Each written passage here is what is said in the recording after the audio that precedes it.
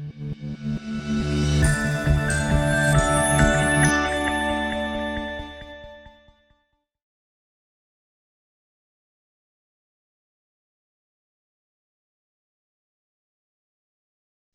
my name is Emily Bryan, and I am here to teach you about differentiation. Yes, you can. So I'm a third grade teacher at Shuford Elementary School, and today we're going to be talking about some first easy steps into how to differentiate for your students and some ways to keep it organized and what you can do in order to meet all of your student needs. So at the bottom here, there is a bit.ly so you can have access to the slide deck later. But what I want you to do is while you're watching this video to go ahead and open up this Pear Deck. So there's going to be different activities that I'm going to be asking you to do. That'll just be a lot easier if you have the Pear Deck open. So if you need to pause the video now, go to Join PD, excuse me, and type in that Pear Deck code. So why should you differentiate? So I am a very strong believer in differentiation. And one reason is because you are able to meet all of your students where they are. Everybody knows that whenever your students walk into your classroom, they are not all on the same level. They are all on different levels with different needs. And through differentiation, you're able to meet those needs. You're able to say, hey, you're here, so this is what I'm going to give you, while someone else is getting something completely different in order to meet their needs. So it's just really awesome to be able to meet all of those students where they're at and be able to see their needs and meet their needs. Another reason to differentiate is because you're going to be able to measure students' growth of what they know. So through differentiation, you're giving students different work, but you're measuring their growth on different things. Now, we know that EOG at the end of the year just measures the growth of that grade you're in. My students this year just measured their third grade growth. But if I had students who weren't ready for third grade, who are maybe still learning to read, then that didn't measure any kind of growth for them. Or maybe if I had students who already had most of their standards mastered, who already came in with deep understanding of standards, then it didn't show growth for them either. It just showed, hey, they still know this material. So you're able to show growth on either end of just your grade level. Through the work that they're doing in your classroom and through those assessments that you are giving them as they're working, you can measure their growth that way. And not just it within your grade level like the EOG does. And one last way is to help all students feel successful. This is something that I think is very important. I want all of my students to walk out of my class every single day feeling successful and being proud of the hard work they did. Now, if I give all of my students the same stuff, they are not all going to walk out feeling successful or proud. I know my students who are lower, they would just be frustrated and they wouldn't have any clue what was going on and they would not feel successful in the work they did. And the same with students that are higher that maybe have already known these standards. They're not going to feel successful. They're going to be bored all day just doing some easy work, and they're not going to be proud of putting in hard work there. But through differentiation, you are able to help and empower those students to feel successful and be proud of the work that they're showing and that they're doing it every single day. So I know differentiation is kind of a hot topic in education right now. With personalized learning initiatives. So I just want to kind of get your feelings about how are you currently feeling about differentiation on a scale of David. So are you down here feeling a deep aching sense of dread? Are you kind of in the middle just like, I don't really know? Or are you completely obsessed with it? You can go ahead and drag your yellow circle to where, and if you're somewhere in between, go ahead and put it there too. That's fine. But I'll tell you that I'm currently in the I'm completely obsessed with this. But when I first started my journey through personalized learning and differentiating for all of my students, I was down here in this deep aching sense of dread because I knew it was a lot of work and it was really confusing and I didn't know what was going to be best. And it was a long journey to get to where I currently am and how comfortable and amazing the results that I see in my classroom are. But that hard work is definitely worth it. I know once I got into the groove of things and once we figured out what worked best for our grade level and me personally and for my students, differentiation has changed how I teach and it's changed how my students learned, and it's been amazing. So if we can get through that deep sense of dread and the kind of and get to a point where you're comfortable and where you are excited about differentiation and you know exactly what you're doing and how you're doing it, I'm telling you, you're going to be obsessed with it as well. You're going to see a whole different classroom environment in your classroom, and you're going to see how empowered students really can be through it. So the first place to start when you're differentiating is to know your students' data. And I mean truly know, not just kind of say, they're about over here, they're over here, but really know your students' data and know it by standard and learning target. And the way I do this is through pre-assessment. So I give pre-assessments and post-assessments for every single standard. And so when we're thinking about a good pre-assessment and how you can actually get valuable information from it, these are kind of the list of things that I came up with that I always think to make sure I include in my pre-assessment. So first, I make sure that it hits all the learning targets for that standard. So the way I do this is I know I'm very fortunate in my school to have time every quarter to unpack our standards. So our principal gives us a half a day of planning in order to just sit down with our grade level team and we read through those standards and we unpack them and we see, okay, what are all of the components of the standard? What are these learning targets? What progression are we going to teach them in? And what do our students truly need to go? We pull out vocabulary and all of that. So we are able to do this as a grade level, and then we create our pre-assessments based off of those learning targets that we pulled out then. We also have this template that I'll show you in a little bit that we kind of put it all in so that way we can be organized with it. So the first thing is just knowing what all of those learning targets are, and then making sure your pre-assessment aligns with those learning targets. Another thing a good pre-assessment has is a variety of question types. You don't want just all multiple choice because maybe a student is going to be able to circle all the right answers but have absolutely no clue what's actually going on. Or you don't want all of just true, false, or just all fill in the blank. You want a variety of those questions in order to assess your students' knowledge when things are worded differently or it's in a different format, and just to see what they really know. And to go along with that, you also want your questions to have different DOK levels. You may have a student that comes into you with that surface level knowledge, but then when you dig deeper into your standards, then you find out like, oh, they don't understand those higher order thinking questions. So then you know that's where your student needs to be. Or maybe you find out, oh, like they understand surface and DOK, they're ready for the next level. So just having that variety of different DOK levels gives you a lot of different information as to where your students are.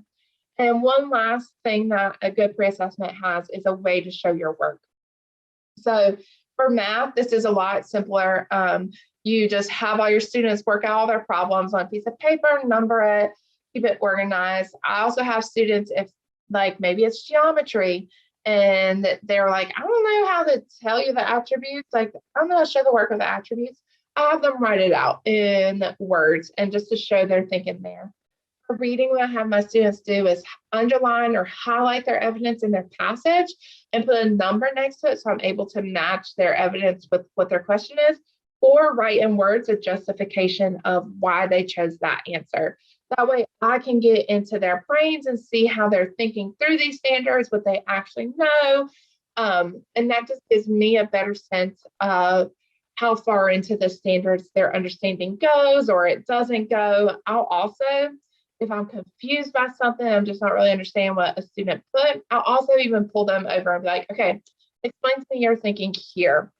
That way I can really get into the mind of my students and really see what they already know.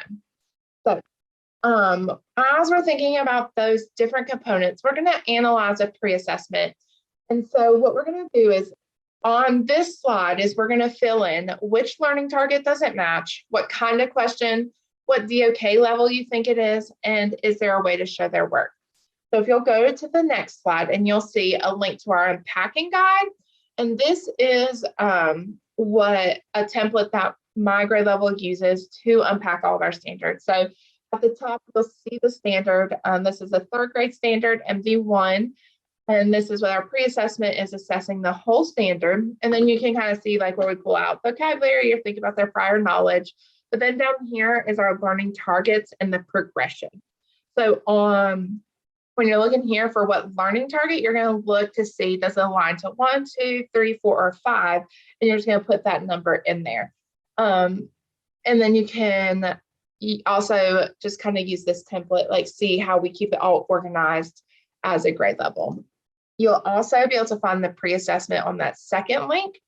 So I know originally it is crooked, but if you download it, you will be able to rotate it so that way it is the right way, and you'll be able to see and answer those other questions. So you can split screen, so you can have them both there at one time. You can flip back and forth, but then go through what question types is it, what DOK level, and is there a way for them to show that work?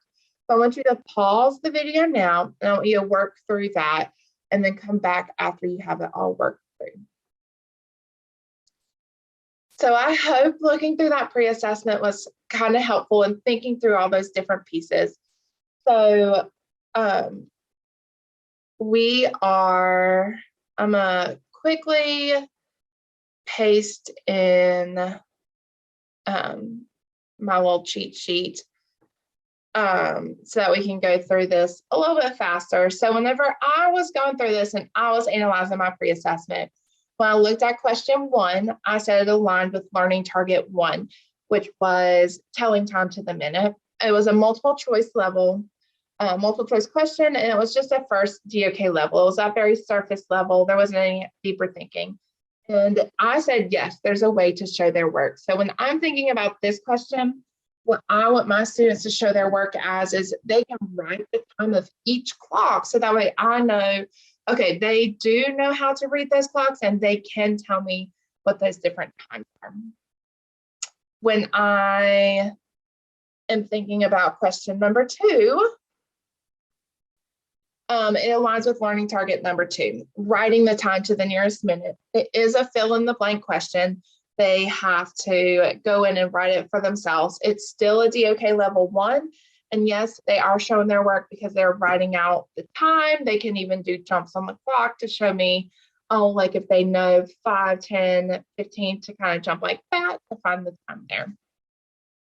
Thinking about question number 3 and 4, they were both learning target number 3, but they had different question types and DOK levels. So it's really important when you're creating an assessment that if you want to see their knowledge about a specific learning target, you can put multiple questions on there that fit that same learning target, but you don't want them to be either the same question type or the same level because you want them to assess different things. So even though these both assess the same learning target, they were assessing in different ways. They were assessing through multiple choice and fill in the blank and DOK level 1 versus 2. And there's still ways to show their work. And that goes for 5 and 6. They both hit learning target number 4, but again, they're assessed in different ways. One's fill in the blank versus multiple choice, but they all show their work. And lastly, question number 7 was for learning target number 5, fill in the blank, DOK level 1. So, and they all show their work. So when you're looking at that this pre-assessment, you notice that 1, it does hit all of the learning targets. Some learning targets are hit more than once and some aren't. And so when I'm creating my pre-assessment, I'm kind of thinking about their prior knowledge and what they already know and have those learning targets tied together. So I know learning targets 1 and 2 tied together really closely. They're either reading or writing a clock, but still doing that to the nearest minute. So I look at both of these together whenever I'm kind of assessing students, and I can see like if they can just pick out the time or if they can also write it. So those kind of go together. And thinking about some prior knowledge about what they already are coming into, I may decide like I may only need 1 question for this learning target because they should have some prior knowledge, and that is assessing some of that prior knowledge. So after you've given your pre-assessment, you are going to have to analyze that data. So when we're thinking about analyzing that data, we're analyzing it by learning targets, not the overall score. So I may be looking at a student and I may say, okay, this student made a 0. They automatically know nothing. And that's not necessarily true. Maybe their work, whenever you're looking at their work, you can see, oh, they're kind of starting to get these pieces of this learning target, but they're just not quite there yet. So they need that instruction. So looking at that overall score doesn't really tell you a lot because you don't know what learning targets they've mastered or not mastered. You don't know what their work looked like. You don't know anything besides a percentage of how they did overall. So we really have to make sure we're honing in on those learning targets. You also have to make sure that you are matching the work with the question to make sure it wasn't just a guess. So I know that if my students don't show work, then they're probably just guessing because my students know my expectation and they know that they have to show all of their thinking on that paper in order for me to fully understand that. Or if they circle a question and their work is just completely random, that also is a great way to tell like they really had no clue what was going on. And so when you're analyzing that data, you want to organize it by questions that match what learning target. So this is kind of just a template as to what I have used this past year. I have changed how I do it pretty much every year. And even throughout this past year, I've changed it a lot. But this is what I landed on that I like the best. So I put all of my learning targets at the top. And so I think, okay, what are they? And then I match those question numbers to them. So that way I know to figure out this learning target and who needs help in this learning target, I'm looking at just question 1 or just question 2. But here I'm looking at both. And so I'm thinking about, okay, do they understand DOK 1 or 2 or none of it? And just kind of assessing their understanding with both of those questions to decide, have they mastered that learning target or not mastered that learning target? And then through this is how we'll differentiate for our students. And then if we have those students who have mastered all the learning targets, I'm going to put them over here. So what you guys are going to do is you guys are actually going to analyze data based on those learning targets. So if we go back to this page, if you exit out, you can go back to slide 8, it's linked there. But you're going to scroll down and you're going to see student 1, student 2, and student 3. And you're going to see their work. You're going to see, I put a check if they got it right, I circled it if they got it wrong. And I want you guys to analyze and put in where they go. Did they master all their standards? And if they have, then you can just put that number over here. But if they have not, then we're going to be looking by that learning target and say, okay, 1 goes here, or they haven't mastered this, but they have mastered this one. So then you would just put their numbers in the boxes where they belong. So right now, I want you to pause your video and I want you to go through and analyze each of those students' data. All right, so when we're looking at student 1, we notice that 1, yeah, they did get them all correct. They have all checks, but just because they made that 100 doesn't necessarily mean that they have a full understanding. So we have to really go look at their work. So when I'm looking at standard 1, they are showing me the times, they're understanding, yes, how to tell time, and they have selected the right one. And with learning target 2, again, they have selected the right time. They showed a little bit of work on their clock and they wrote the correct time. So for me, I would say they have mastered both of those learning targets. So I can put student 1 down here.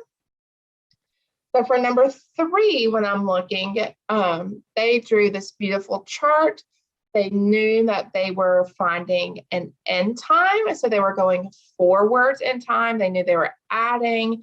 So I would say they have mastered that question. And as well here, they labeled our number line with what times it was. They made jumps and showed me the increments they jumped at. So to me, they have mastered that whole learning target. I'm going to put them here. Looking at 5 and 6, learning target number 4. I can see that they knew to subtract because we're going backwards in time. They also knew that you're subtracting just the minutes and we still put our hour and write our time like that. So that to me shows that they've mastered it, as well as here they have shown me, oh, my first step is I need to add up all of these times that were given, and it equals 60, which looks like they put 1 hour. So 60 minutes equals 1 hour. I would think that that was their thinking. And then they're going backwards an hour. So that makes it 8 o'clock. So to me, they have really shown their work, and I can really see their thinking as they're working through that thought process, and they have mastered it. For our last one, I can see that they knew they needed to subtract the times and not worry about the hours. They knew that it was in minutes and they didn't write the hour on there. So this shows me that they have mastered that learning target. So I can see that student 1 has mastered all learning targets. So I'm actually going to take him off of here and I'm going to put him over there. So now I'm done with student 1. Let's look at student 2. So student 1 was able, or student 2, I'm sorry, student 2 guessed the correct answer here, but there's really no work. So it could have been a guess, or it could have been they actually knew. That would be one that I would either say I need to see work, or I would talk to that student through it. But then when I'm looking at them writing the time, I noticed that that is completely wrong.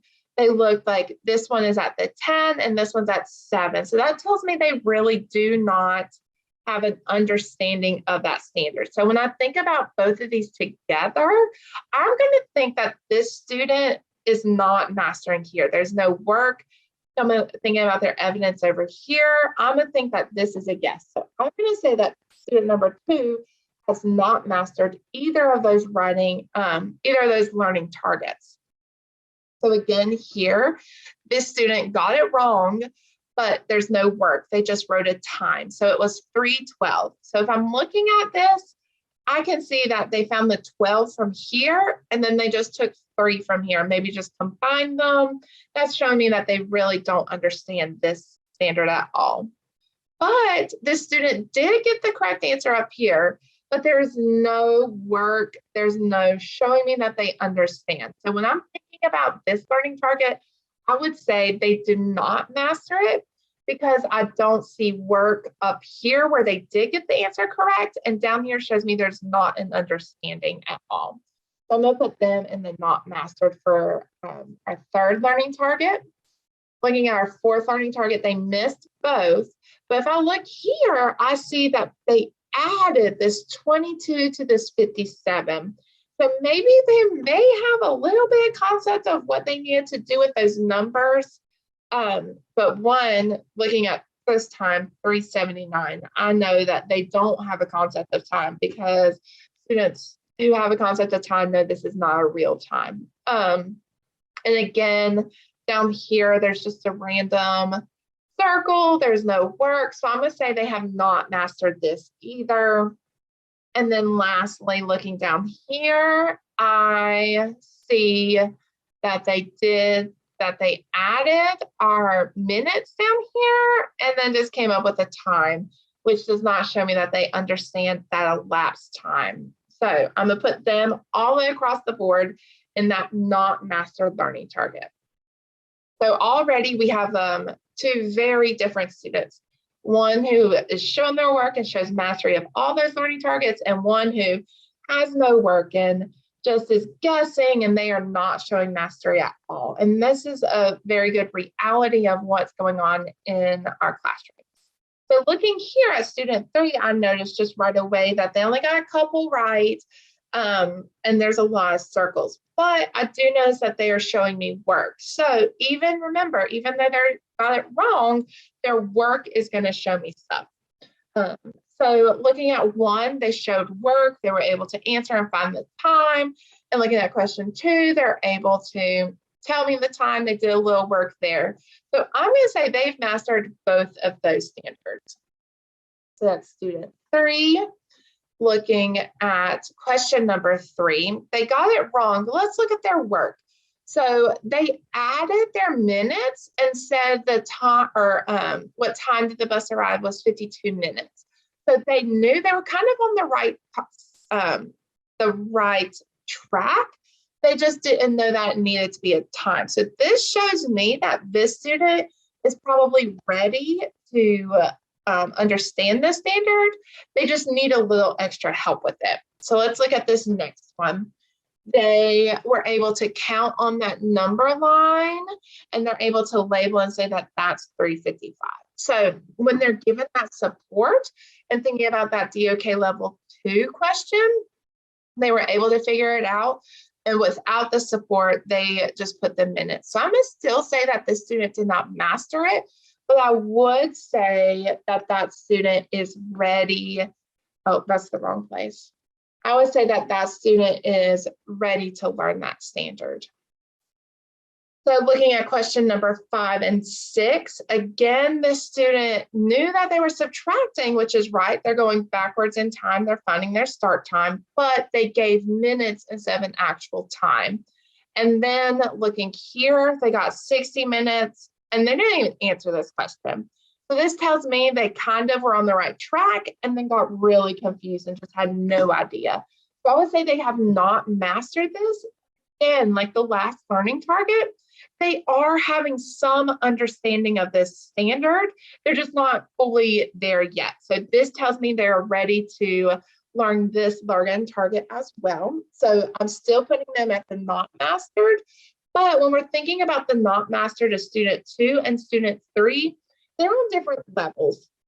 And so I would say student 2 needs more help within there, and student and maybe is not even ready for that learning target, whereas student 3 is saying that, yes, they're ready, they're just not fully understanding what to do. And again, looking here, we knew that student knew they were subtracting, but they just wrote a time instead of it in minutes for the elapsed time. So they're showing some kind of understanding, but not quite mastering it yet. So we have analyzed our data. If we look, we have one student who has mastered all their standards. We have one student, number 2, who has not mastered any part of the standard, but then student 3 has mastered these 2 learning targets, but not mastered these 3. So they're kind of a little different. And we also know that this student was more ready than that student. So here is where I would maybe put some notes of showing work, ready for standard. So I could type these notes here. Maybe I make a comment. I've also made just like text boxes out to the side. And I'll just say student 3, or maybe student 2, no work, not ready for the standard. And maybe that would just be an overall note. So you can take notes within this in a variety of ways. So that way you kind of capture everything about your data analysis in one place. So I know I'm constantly going back to this slide. I have a slide deck that has all of my standards in it. So I have all of my data in one place, just kind of broken up. So that way I can see all of the work and all of my notes in this one place. So that's a really easy way to set it up. This is just a table that I've put different columns and stuff in and labeled, and I'll do this ahead of time. And then as we're making our pre-assessments, if I have it up, I'll go ahead and put in the number types, or after I give it, I'll go ahead and label my number types for my learning targets as well. So you have analyzed that data, you know your pre-assessment is a good one, you've thought about those different components. So now it's time to differentiate based on that student's needs. So the way that I differentiate is my students have a pathway for independent practice. So I'll show you our pathway in a minute. So they are differentiated on different levels based on that pathway. I also differentiate in my small group instruction. I'm constantly giving those exit tickets at the end of instruction so I know, okay, after I've taught it, where are my students at now? What do they need? As well as I differentiate direct instruction. So for my students who have mastered all my standards, I may pull them to the side and they may be working in a group or independently on some enriching activities in that standard while I'm teaching the rest of the class. and giving them instruction on that standard. Whereas those students who show me they mastered it are ready to work independently. They may be just on the back of my room, or we may pull the grade level. Some of them want students from the grade level together and work through that. But that way they're getting differentiated through everything that they need. And now, if my students that have mastered that standard through their pre-assessment, if as I'm talking to them in small groups, they're not understanding some of the vocabulary, if I want to differentiate their direct instruction, I make sure I'm hitting that in my small group instruction. Because I have found that some students have shown me they've mastered and they understand the standard, but they may be lacking some of the vocabulary or wording around it. But that's just really where that small group instruction is really important. So this is an example of our pathway. So we have VIPs, which stands for very important practice. And we just label them A, B, and C just so that we have our different levels. So if you look here at the top for each day, I put the learning target that we will be teaching. So looking over at my students' data, I'm going to say, hey, I can combine the learning target, tell and write time to the nearest minute, because most of my students have mastered that. There's a greater understanding there. So I'm going to do that all in one day. And then I may break up my end, my start, and my elapsed time and just do one day of it, because maybe my students were showing a pretty good understanding. But if overall your students aren't showing a good understanding, then you know, hey, maybe I need to do a longer on elapsed time versus start or end. So really looking at that in pre-assessment helps you also plan your direct instruction and your pathways, because these learning targets up here is how I split up my direct instruction. For my direct instruction, I am teaching, tell and write time to the nearest minute, and then they're going to go practice it on their pathway. I am teaching, finding the end times and word problems, then they're practicing it on their pathway. That way, what I teach aligns with the learning target that they're getting on their pathway, and that's very specific instruction and specific practice, so I can make sure they're understanding the pieces. And then I decided here that, okay, we're ready to put it all together by Friday. And like I said, the pacing of how we do this depends on your students' pre-assessments. Maybe your students need a longer time with each component, which is completely fine. You just have to look at that pre-assessment and space it out. So this VIP just stands for very important practice. So what they do is sometimes it could be a worksheet, or it could be task cards, or it could be a seesaw. It's just different activities that are based on that learning target. So I put in just what they would be doing that day. I added down here a tools for teacher task, because a lot of the times those tools for teacher tasks will dig deeper into the standards as well as combine the whole standards. So you can see B is following along with those learning targets, but you can see A does not. So they have reading a clock, then writing a clock. So thinking about student number 2, I know he needs a longer time with these pieces of the standards. So I do make it longer for him. So I'm thinking for that student, okay, he can just take a day of reading a clock. And so what I do is he'll sit through my whole group of this, but then I pull him for a small group and give him more individualized lesson before he goes and does his practice. And the same, as you can tell, I've split it up, and I have done a number line one day and T-charts the other in order to give them different visualizations, different strategies. And so again, I'm pulling them back into my small group before they're going out and doing this independently. They're going to be my first group that I pull and help. So theirs is longer. Now, if you notice that your students just don't have that prerequisite skill, and maybe they need to be working on a piece of a second grade standard, then that's where this VIPA would be. So it changes depending, again, on your student's data. Maybe you have a student who is working on first grade standards, then their row must be first grade standards, and you would just make sure you're pulling them back to your table for those small groups to give them their specific instructions before they're going to do that pathway. And as you can see, VIPC was a PBL. So that is going to be for my students who have mastered those standards, that they have shown me they know it all and that they're ready. Another component is our WIN, which stands for whatever I need. And so in there, you can see I gave my pre-assessment here. I put it on our pathway. We get it done. That way I can fit them all in. Normally, I give a pre-assessment 2 or 3 weeks before I actually am teaching it. That way I have plenty of time to go through the analysis, and I can really think about what my students need in order to plan my instruction and their independent work in my small groups around that data. And then the rest is that whatever I need, which is a standards-based review choice board that they get to choose what standards they want to review in.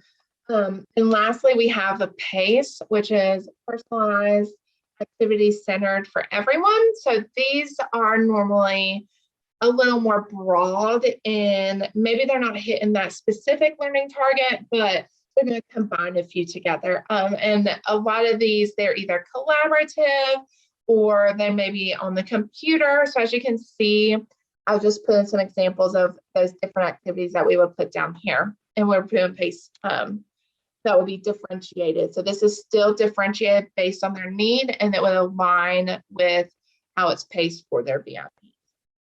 So if we are looking back at our students, I would know student 1 who's mastered all of my learning targets, they would be here in row C. They would be doing that PBL, and they would be creating those board games, and they would be digging deeper into those standards because that's what they're ready for. And so if I'm thinking about student number 2 who is not showing mastery, they're not showing me that work for that standard, they need to get a little bit more instruction, take a little bit slower, they will be up here on VIP A and PACE A. They would be showing me that, okay, we're going to take this slower, we're going to be working in a small groups on these different pieces and just maybe even doing some of those prerequisite skills, maybe hitting those second grade standards before we're going into that. Just however you want to pace that out for them based off of that pre-assessment. And then lastly, I have 3. So there's some different things that I do with this. So he has shown me that he or she has mastered these 2 learning targets. So they really do not need to be doing this VIP here. So what they can do is I'll either have them do a piece of the PBL, depending on what that PBL looks like, or I'm going to have a completely different assignment for that day that is digging deeper into that standard, because they're not going to be able to complete that full PBL because they still need learning targets 34 and 5. So they're going to go back up to B for the rest of the week, because they still need to learn that learning targets, but because they don't need that on-grade level for B, I'm going to have a different activity that is enriching for them. There's also times that my Cs maybe aren't doing a PBL. They may just have different assignments each day that are enriching and going deeper into that standard. So those are some different ways that you can differentiate, and I hope that this has really helped, because I know once you can organize and get your data, then it's easier to see what each student needs and how you can differentiate for those students. Like I've said, it's been definitely a journey for me in order to get to where I am with personalized learning and differentiation. These pathways, we've created several different types, and they've looked completely different, but this is what I have found has worked best for me and my students, is breaking it up by day and differentiating for their needs per day. I have done them several different ways. So if you need help creating a pathway or anything like that, I can show you some of the different formats that I have done. Please feel free to reach out to me. There is my email and my Twitter handle. I am happy to help answer any questions and give any help that I can, because I know it is a hard journey. It does take a lot of time and it takes a lot of work, but once you get there, it's so amazing and it's so beneficial for all of those students. It is so awesome to see how empowered your students are and how excited they are for learning when they know it's exactly what they need. So again, if you need any help, please feel free to reach out and let me know. I am happy to share anything I know. Thank you for coming.